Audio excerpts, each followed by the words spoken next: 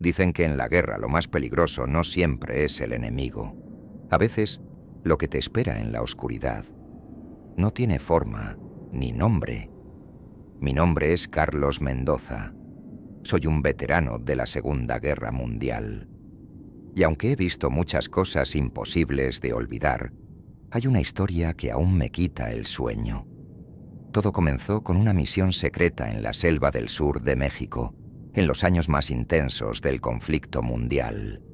Éramos parte de un grupo de élite, entrenados para cualquier peligro. Pero nada, absolutamente nada, nos preparó para lo que estaba escondido entre los árboles. Una presencia invisible, ruidos donde no había nadie y sombras que parecían seguirnos sin dejar rastro. No era una batalla normal, era algo mucho más oscuro. Bienvenido a Relatos Oscuros de Guerras. ¿Te gustan las historias aterradoras que suceden entre soldados y batallas?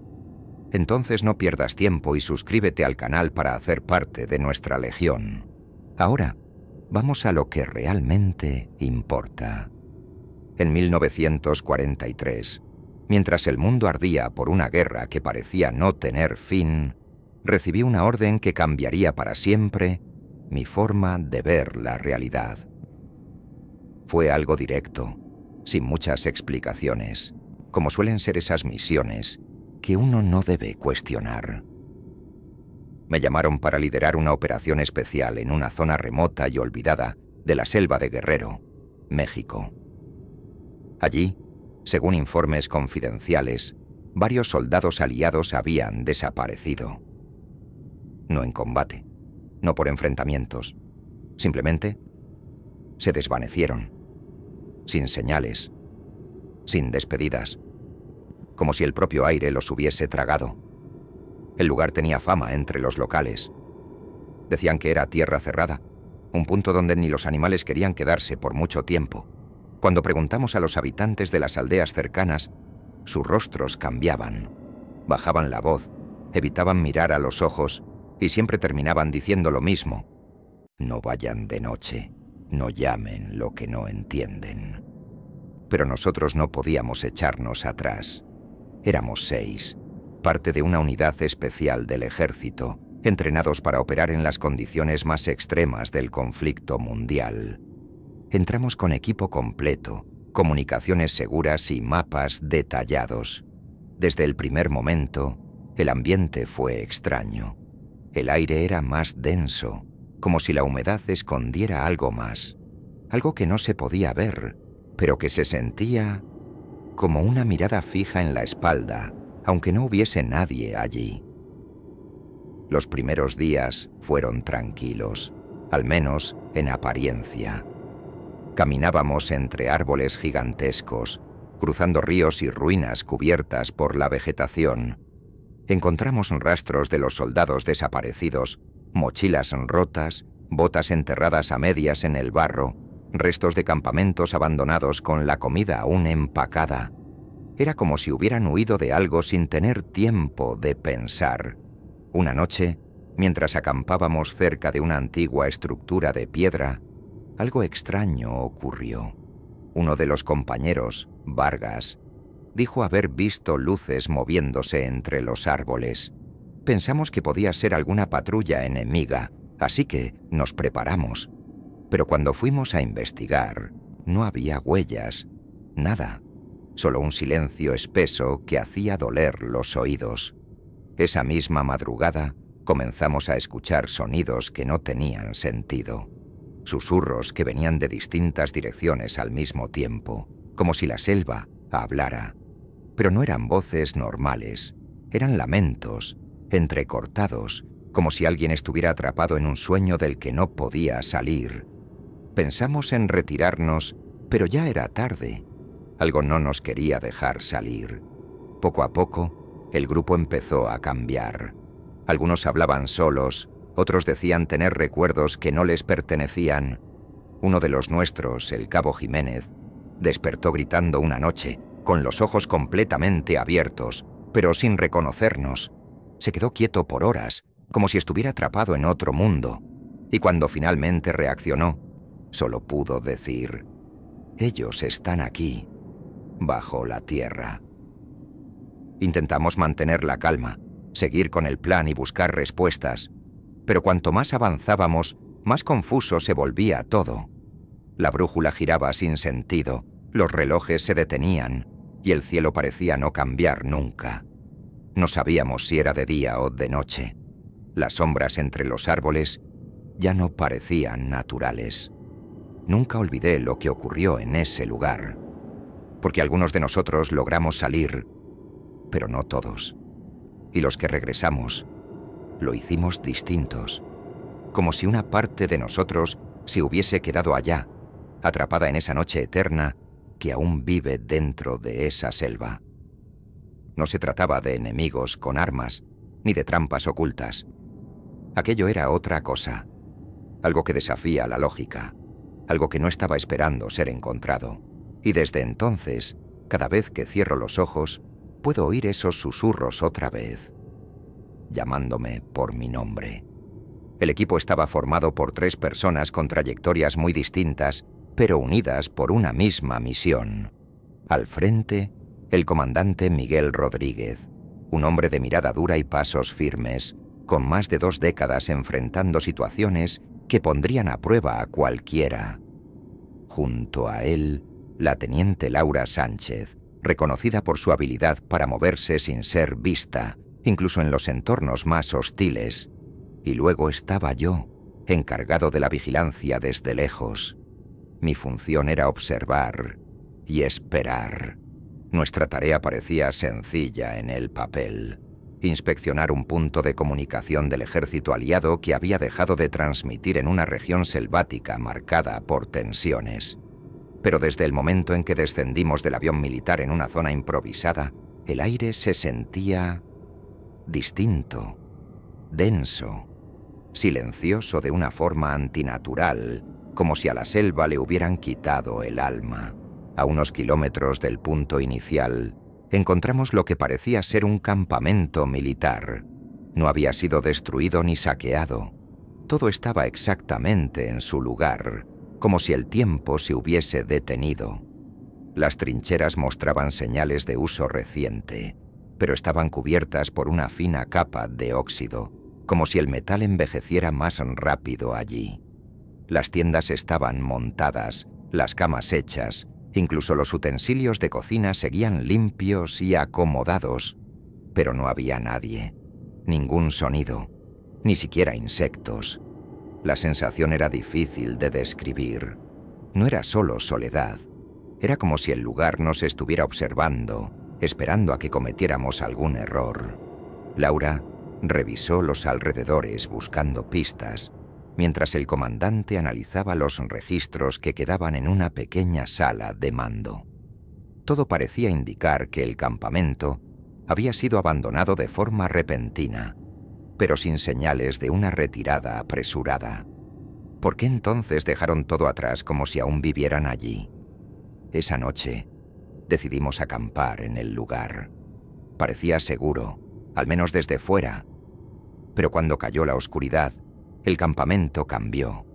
Empezamos a escuchar pasos, pasos que no venían de nosotros. Eran lentos, arrastrados, y siempre sonaban cerca, pero sin origen claro. Laura y yo salimos varias veces para inspeccionar, pero no vimos nada. El comandante dijo que era solo el eco de la selva, pero él tampoco podía dormir. A la madrugada, una de las linternas encendidas dentro de la tienda central se apagó sin motivo, y en la pared de lona apareció algo que no estaba allí antes. Una marca. No era pintura, ni suciedad. Era una especie de símbolo dibujado con algo húmedo, como si hubiera surgido de la tela misma. Un espiral incompleto, rodeado de pequeños trazos, como garras. El comandante quiso mantenerse firme. Ordenó silencio y vigilancia, pero cada hora que pasaba, el ambiente se volvía más pesado. Se escuchaban voces susurrando desde las trincheras vacías, palabras que no entendíamos, pero que sonaban humanas y rotas, como si alguien intentara hablar desde muy lejos, desde algún lugar que no pertenece a este mundo. Esa fue la primera vez que sentí verdadero temor en una misión. No era miedo al peligro físico, era algo más profundo, como si estuviéramos siendo probados por una fuerza que no podíamos ver, pero que sabía exactamente quiénes éramos y qué temíamos. El campamento no estaba abandonado, solo esperaba por nosotros. Mientras avanzábamos entre raíces retorcidas y ruinas cubiertas por la vegetación, algo llamó nuestra atención. No era un sonido, ni un movimiento. Era una energía extraña, casi imperceptible, que parecía brotar del suelo mismo. Seguimos el rastro con cautela, apartando ramas y piedras, hasta que vimos algo sobresaliendo entre la tierra húmeda y los restos de un muro caído. Era 1944 y nuestra unidad había sido enviada por el alto mando aliado para investigar misteriosas desapariciones de soldados en la selva de Guerrero, en plena campaña contra posibles infiltraciones del Eje. Al principio pensamos que se trataba de una figura tallada en piedra, pero al acercarnos, comprendimos que no era una escultura. Era un cuerpo perfectamente conservado. No pertenecía a ningún soldado de los nuestros, ni a alguien de la región. Estaba vestido con una armadura antigua, decorada con detalles que jamás habíamos visto en persona. El metal oscuro tenía formas que recordaban a símbolos rituales, y su rostro, aunque apagado por el tiempo, aún mostraba una expresión de serenidad inquietante. La piel, de un tono grisáceo, no mostraba señales normales de deterioro. Parecía haber sido protegido por algo más que la tierra, como si el propio entorno hubiese decidido mantenerlo así, intacto. Fue entonces cuando notamos lo más extraño: una inscripción en su pecho, perfectamente grabada en la armadura. No eran letras comunes, ni códigos militares. Eran símbolos aztecas, idénticos a los que habíamos visto antes apenas en libros y registros arqueológicos, casi siempre ligados a rituales antiguos. El comandante ordenó que nadie tocara el cuerpo. Laura sacó fotos, mientras yo vigilaba el perímetro, sintiendo cada vez más que estábamos fuera de lugar. Era como si hubiéramos interrumpido algo que debía permanecer oculto, y aunque no lo dijimos en voz alta, todos tuvimos la misma sensación. Esa figura no estaba simplemente allí por accidente. Había sido colocada como un guardián, como una advertencia silenciosa para los que se atrevieran a entrar. El comandante Rodríguez, como era de esperarse, intentó tomar el control. Dio instrucciones claras, organizó una revisión rápida del terreno y se acercó al cuerpo con la intención de examinar los símbolos grabados. Pero en el instante en que su mano se aproximó a la inscripción, todo se vino abajo.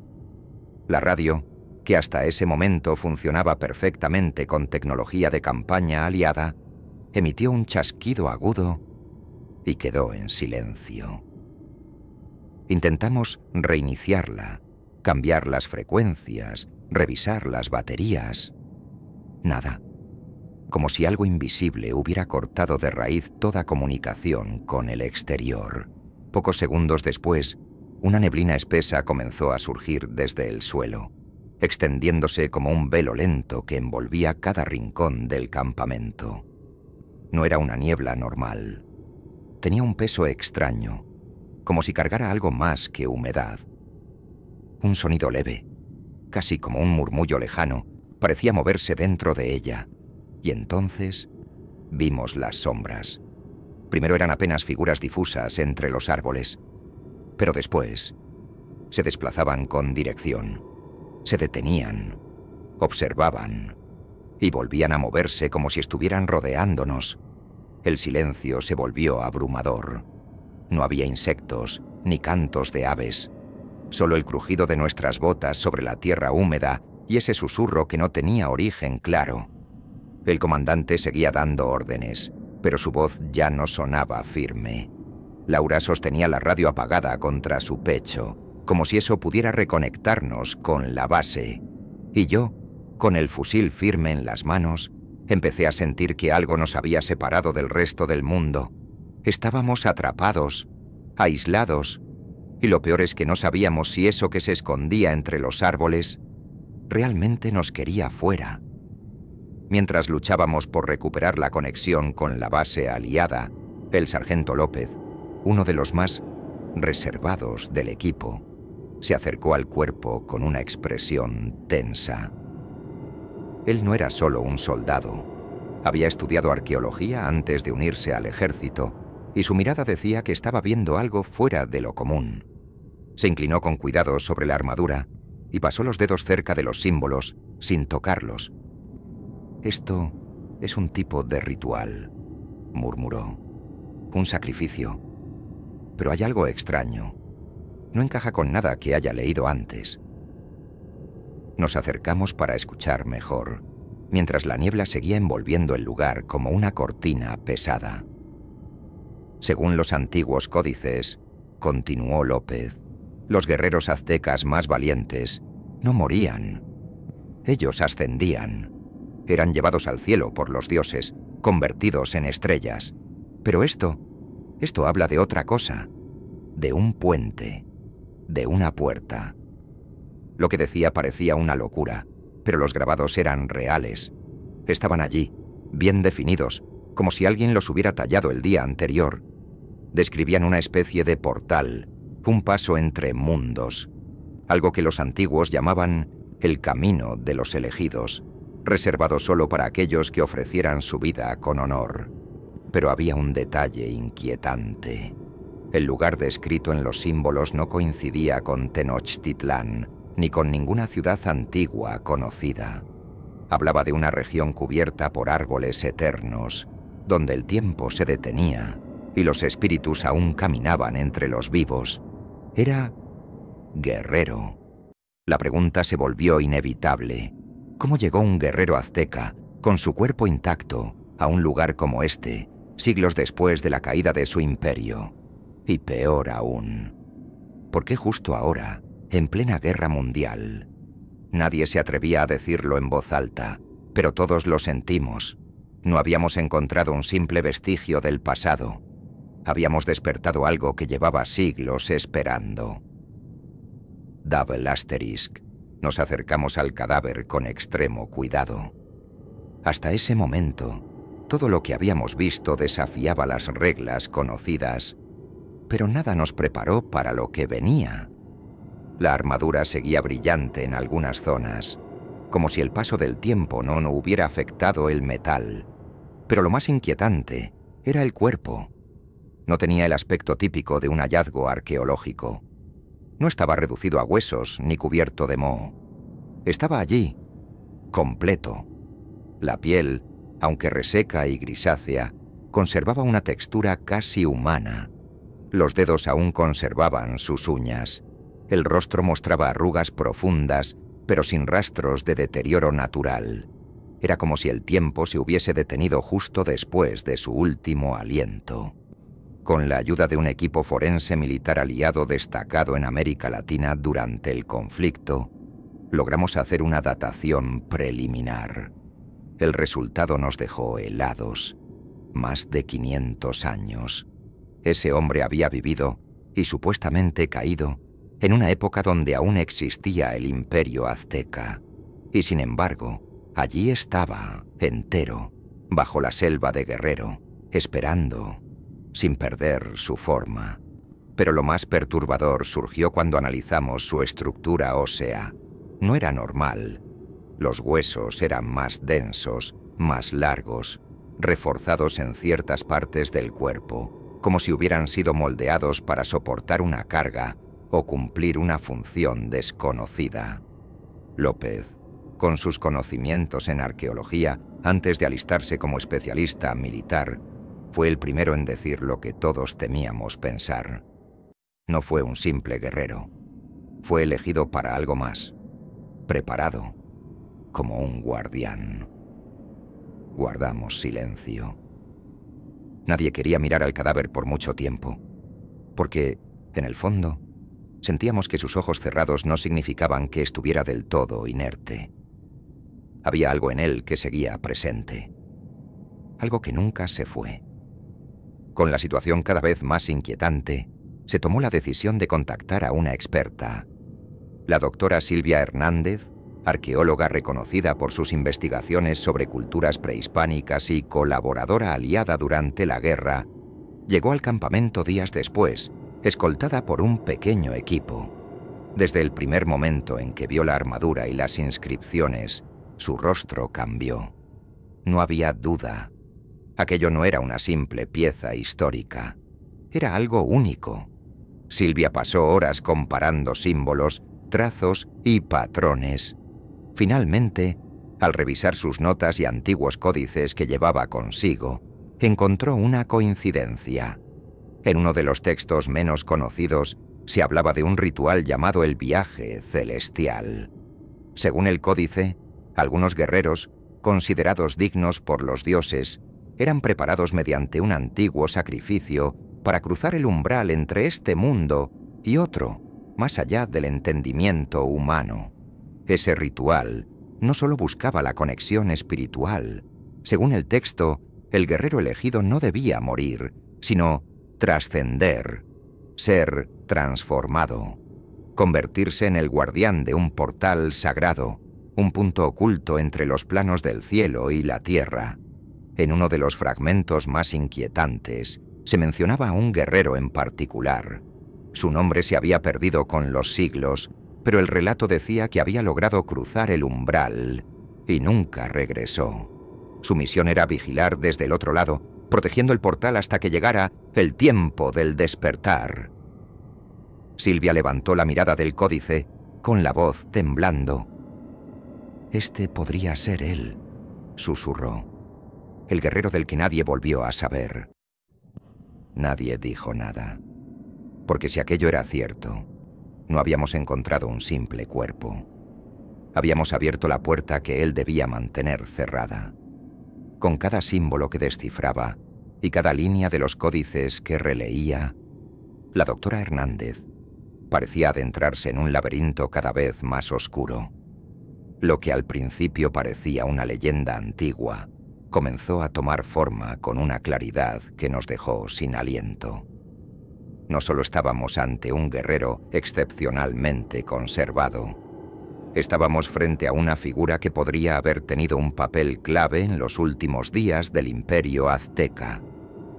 Silvia cruzó datos, fechas y relatos casi olvidados, hasta que llegó a una conclusión inquietante.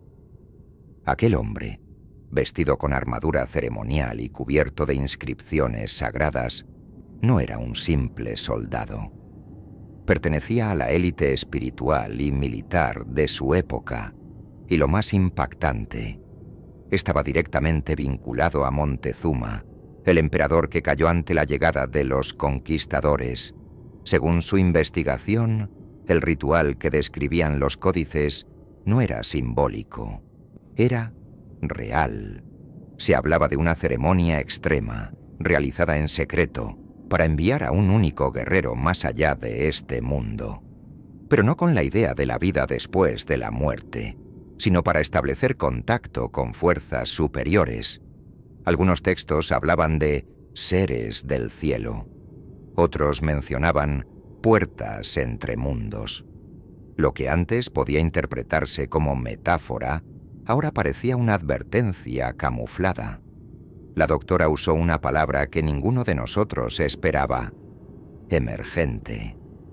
Según ella, en el contexto antiguo, ese término se refería a alguien preparado para salir de su tiempo y de su mundo. Alguien seleccionado no solo para representar a su civilización, sino para llevar un mensaje, o recibir uno. El guerrero que yacía en medio de la selva no debía haber vuelto. Su regreso, o su presencia aún latente, no era parte del plan original, y eso implicaba algo mucho más grande. Quizás habíamos interrumpido un ciclo que llevaba siglos en silencio, esperando el momento justo para despertar.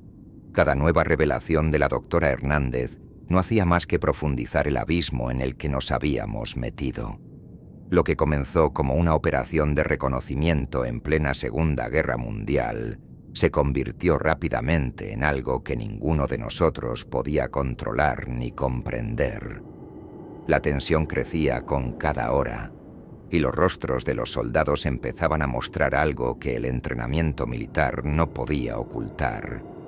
Miedo verdadero. Al principio, las historias eran susurros compartidos durante las guardias nocturnas. Algunos decían sentir que alguien los observaba desde el interior de la selva. Otros hablaban de figuras que aparecían entre los árboles y desaparecían en segundos, dejando un frío inexplicable en el aire. Eran solo sombras, pero parecían tener intención. Poco después, comenzaron las desapariciones. Un soldado salió a patrullar y no volvió. Otro, que montaba guardia, fue encontrado horas más tarde en estado de shock, incapaz de hablar, con los ojos clavados en algo que solo él parecía ver. Decía haber escuchado voces que lo llamaban por su nombre desde lo profundo de la tierra. Voces que prometían paz, pero que helaban la sangre al escucharlas. La conexión con el antiguo ritual se volvió innegable. Todo giraba en torno a ese guerrero, a esa armadura, a ese portal que alguna vez se abrió con un propósito desconocido. La selva misma parecía rechazar nuestra presencia. Los caminos que antes eran claros se desvanecían. La tecnología dejaba de funcionar sin explicación, y las reglas que conocíamos ya no aplicaban. Habíamos cruzado una frontera invisible entre lo racional y lo imposible. Y lo más aterrador era saber que todo esto había empezado siglos atrás, con una ceremonia destinada a tocar lo divino, pero que quizá despertó algo que jamás debió responder. Double Asterisk. La desaparición de la doctora Hernández fue el punto de quiebre para muchos de nosotros. Ella era la única que parecía comprender lo que estaba ocurriendo. La única que unía las piezas de ese rompecabezas ancestral que habíamos desenterrado sin saber las consecuencias. Durante días enteros trabajó sin descanso, conectando símbolos, traduciendo fragmentos olvidados y consultando códices que apenas unos pocos habían leído en siglos. Y entonces, sin previo aviso, se fue. Su tienda estaba vacía. No hubo señales de lucha, ni huellas, ni testigos. Solo una pequeña nota escrita a mano, dejada sobre la mesa junto a sus documentos. El portal está cerrado, pero alguien quiere abrirlo de nuevo. Fue como si se hubiera desvanecido en el aire. Nadie del escuadrón aliado la vio salir. No había registros en las cámaras portátiles. La neblina esa noche fue especialmente densa, y algunos soldados aseguraron haber escuchado pasos entre los árboles, pasos que no pertenecían a nadie del grupo. Los rumores no tardaron en crecer. Algunos decían que había sido llevada por aquello que vigilaba el portal desde el otro lado. Otros creían que había cruzado voluntariamente, empujada por el conocimiento prohibido que había acumulado. Unos pocos, los más supersticiosos, aseguraban haberla visto de reojo entre la selva horas después, observando desde lejos, con una mirada distinta, como si ya no fuera la misma. Nadie supo la verdad. Lo único claro es que, desde ese momento, el silencio se volvió más pesado, y la sensación de ser observados no nos abandonó ni de día ni de noche. La doctora se había ido, pero dejó atrás una advertencia que no supimos cómo interpretar, y quizás, en algún lugar invisible para nosotros, alguien o algo seguía esperando su oportunidad para regresar. Hoy, décadas después del final de la Segunda Guerra Mundial, sigo escuchando los sonidos de aquella selva cada vez que cierro los ojos. No eran solo ecos de disparos o pasos en la maleza. Eran susurros, antiguos, persistentes, porque lo que vivimos allá no fue una simple misión fallida, ni un error en el mapa. Fue una grieta abierta entre dos mundos. El guerrero que encontramos no era un símbolo del pasado, era una advertencia, Una pieza de un ritual que tal vez nunca debió ser descubierto. El portal, los símbolos, la desaparición de la doctora. Todo apuntaba a algo más grande. Algo que sigue ahí, en silencio, esperando. Y lo peor es que, quizás, no fuimos los primeros en tropezar con eso. Ni seremos los últimos. Imagínalo. Una última toma de la selva, cubierta por neblina espesa. Entre los árboles, una figura inmóvil con armadura oscura. Sus ojos cerrados. Pero justo antes de que la imagen se apague, los abre. Nos vemos en el próximo relato. Pero cuidado. Algunas puertas, una vez abiertas, ya no se cierran.